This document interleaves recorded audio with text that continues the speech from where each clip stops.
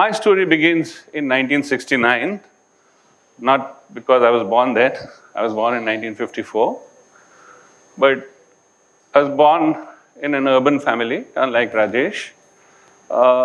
The first time I went to a village was when I was 15 in a Boy Scout camp. And those few days, I first encountered rural India.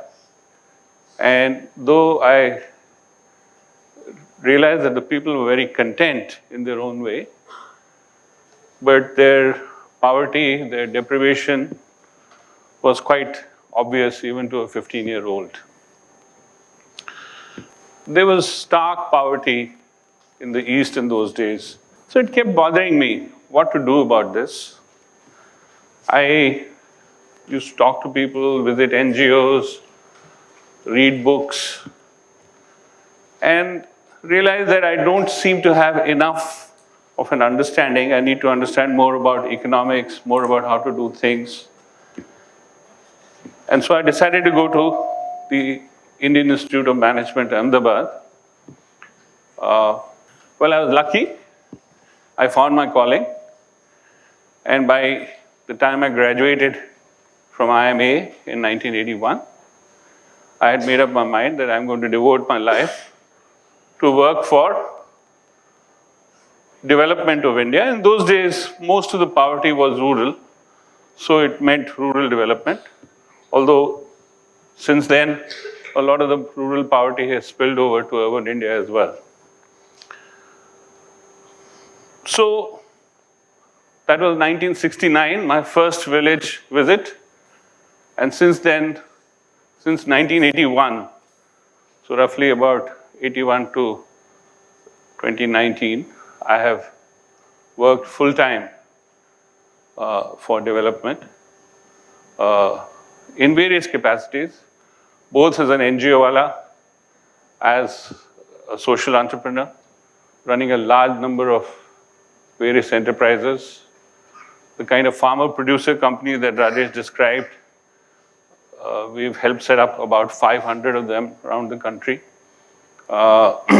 We, of course, run a very large microfinance operation with over 3 million customers, et cetera, et cetera. But I have also worked very closely with government, both at the central and state levels, very formally. In some states, I've been an advisor on livelihoods, other places in different capacities. So in a sense, I feel I can talk to you about whether development is half full or half empty.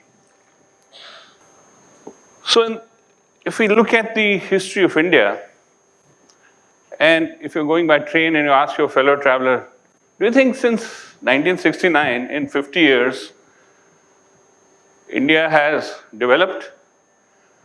Depending on,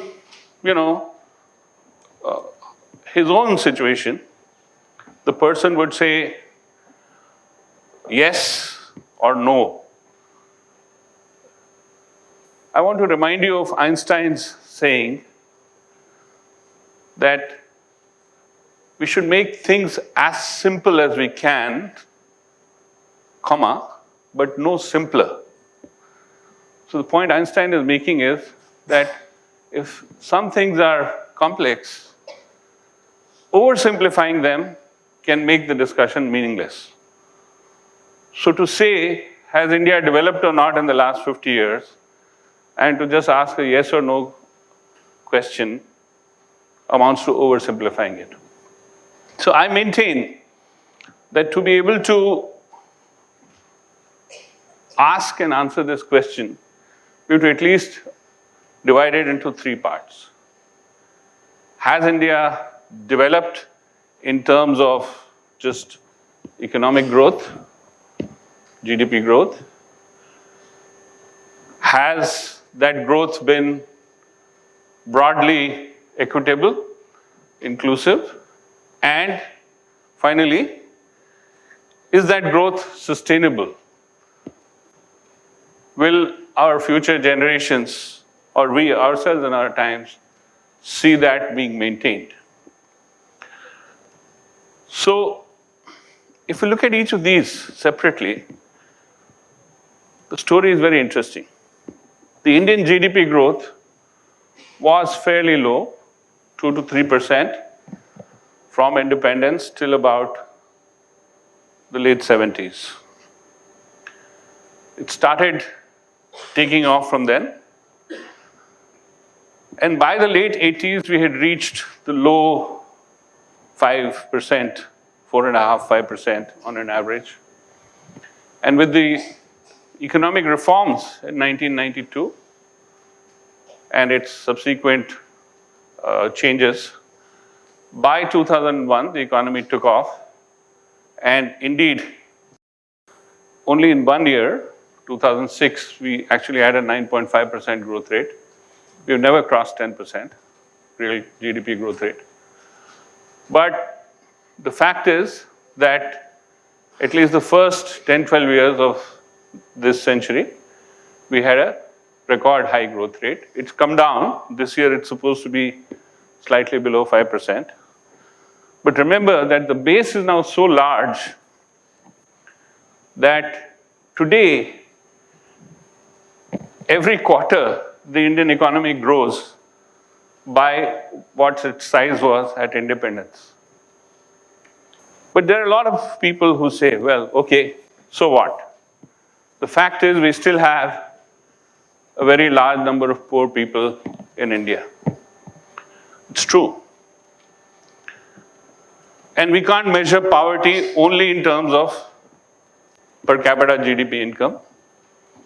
In fact, in India, poverty till 2012 was measured only in terms of the monthly per capita expenditure that enables you to buy a minimum amount of calories, 2,100 calories per day in rural India and 1,800 in urban India. That was changed. And even with that, the fact is that the poverty has fallen. But if we want to go to international estimates, there's something known as the Multidimensional Poverty Index, MDPI. With all these factors brought in, the Multidimensional Poverty Index for India showed that 271 million people, 27 crore people, have come out of poverty in the last 12 years. Now, this has happened due to both widespread economic growth as well as special programs that we as a democracy have made our legislators enact, whether it was the National Rural Employment Program, whether it's the National Food Security Program, under which subsidized wheat and rice is given to families below poverty line, whether it is the National Rural and then Urban Health Mission, or whether it's programs like the Sarva Shiksha Abhiyan for school education. Between these 4 or 5 flagship programs of the government, crores of people have benefited in addition to their secular growth of income. So that's something to feel good about. That's the glass half full. But the fact is, the same MDPI, which congratulates India for having lifted 27 crore people out of poverty, also states that there are still 37 crore who are below a certain level of the MDPI index. And within that, roughly about 8%, or about 3.5 crore, are severely deprived. So the glass does remain partially empty.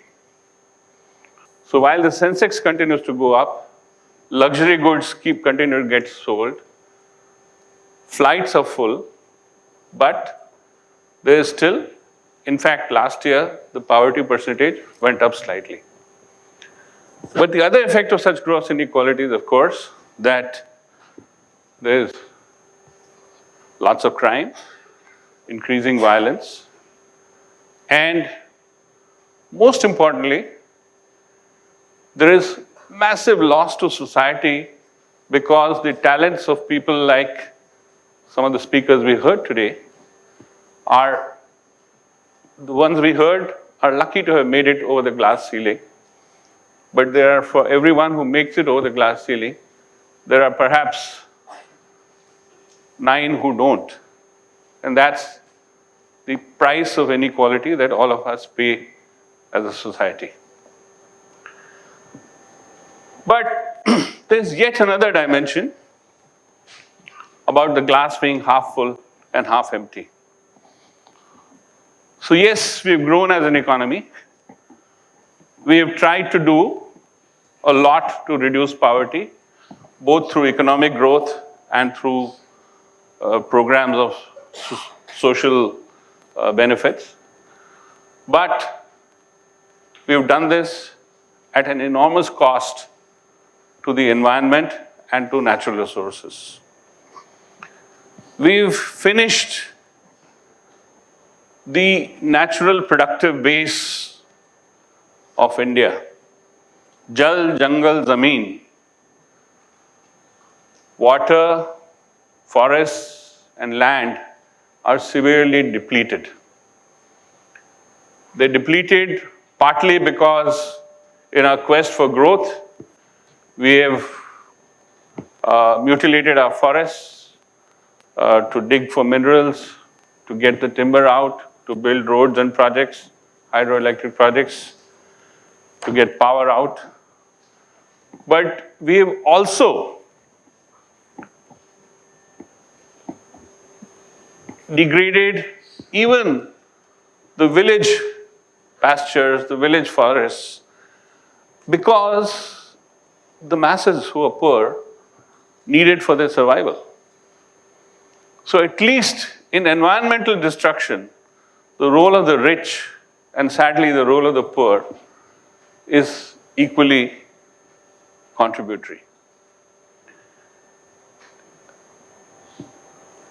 In terms of just greenhouse gas emissions, India is now among the top 4 emitters. And not only are we among the top 4 because we are numerous, but because our per capita emissions are going up faster than the rest of the world. Our per capita emissions have gone up from about 1 ton per annum per person to about 3 tons per annum per person in the last 20 years. So if we continue like this, we will get many Delhis where it's hard to breathe 3 or 4 months a year. We'll get lots more cities with water shortage, lots of rural areas where there is recurring cycles of drought and floods and soil that is depleted, biodiversity which is gone, and lots of irreplaceable damage to our forests. If we look at all the treaties that we've signed internationally, whether it's on GHG emissions or whether it is on prevention of desertification or on preserving biodiversity, if we have to live up to those international treaties that we've signed up, we as a nation, sooner or later, would be investing or reinvesting in our environment. So once again, on that front also, the glass is whether half full or half empty, depends on what parameters you're looking at. One parameter which makes you very happy, I think, is that the tiger census, the most recent one, and the most carefully done, in spite of some controversy about the final count, shows that the tiger population has gone up.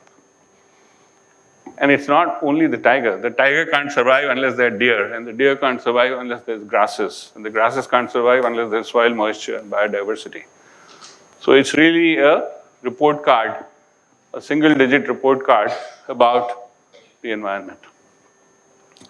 So friends, we have a mixed story, For someone like me who's spent nearly 40 years trying to work in this field, on Mondays, if I'm happy, on Tuesdays I may be sad, but I can assure you that I'm not giving up. Now the question is, will this glass ever be full? First of all, I agree with what Vinita said, that we should not fill our glass fully. Apart from the fact that it spills over, it doesn't leave any space for new experiences, new learnings.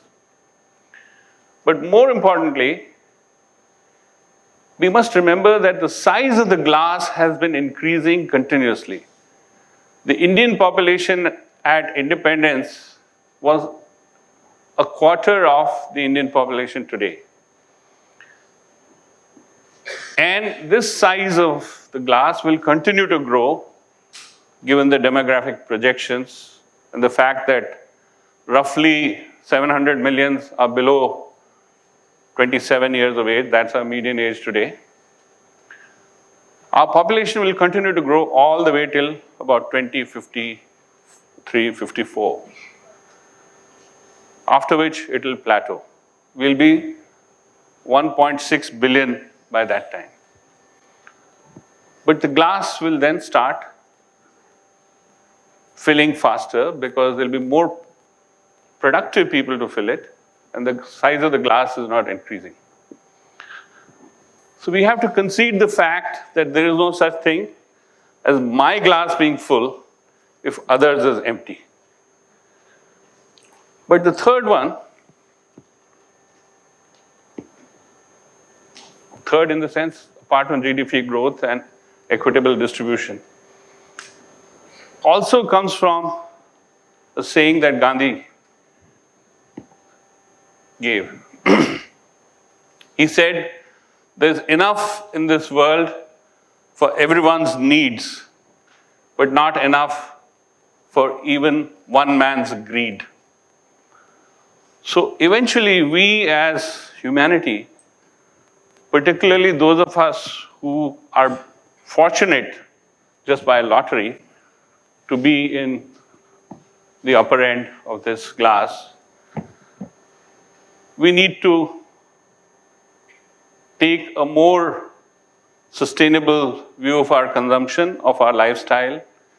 We have to think about not just the inequalities that we are causing, but also what we are leaving this planet behind for our children and grandchildren, and the damage that we are doing to the prospect of other species without whom our own life will certainly not be as diverse and may not even be possible. So, for the glass to be full, a lot more work needs to be done, but it ain't simple. Thank you very much.